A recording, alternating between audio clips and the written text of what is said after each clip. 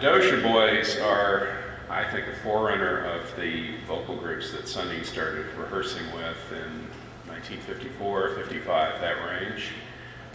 The one that he was most identified with was a group called the New Sounds, and we have a much better idea of what the New Sounds were doing because of some of the recordings that John Corbett has unearthed and reissued. But we know that Sonny worked at that time with such groups as the Rhythm Aces and well, really the Five Buddies, but on the label they were called the Four Buddies. These were groups that recorded, although not with him. And again, they're in the vocal harmony group tradition. They're not what we would call doo-wop groups, really. Okay, next what I'd like to do is look just a little bit at Sonny's involvement with the Red Saunders Band. I'm not going to be able to do full justice to this because Red Saunders had a long and successful career in Chicago. He was born in Memphis in 1912, grew up in Chicago, began working professionally as a drummer in 1928. And in 1938, he landed a steady job as leader of the house band at Club de Lisa. He remained there with pretty much the same personnel until 1945.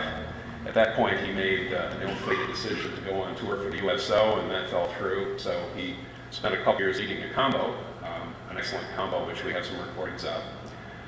He was booked back into the Club de Lisa in 1947 when Fletcher Henderson left. And with a couple of weeks off, maybe, he was at the Club de Lisa from then until the club closed its doors around March of 1958. And let me bring up a picture of him if I can.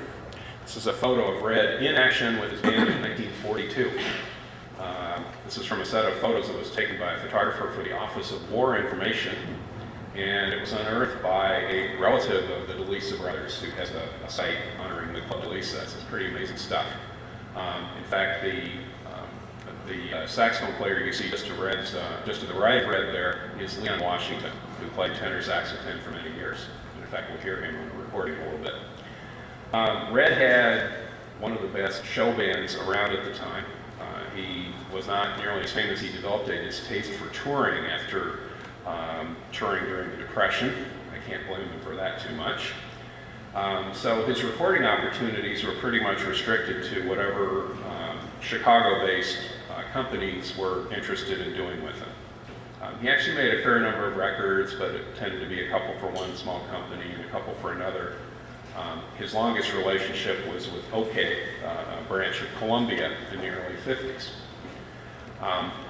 And in fact, what I'm going to play for you in a little bit was done for another small Chicago label called Parrot. Okay?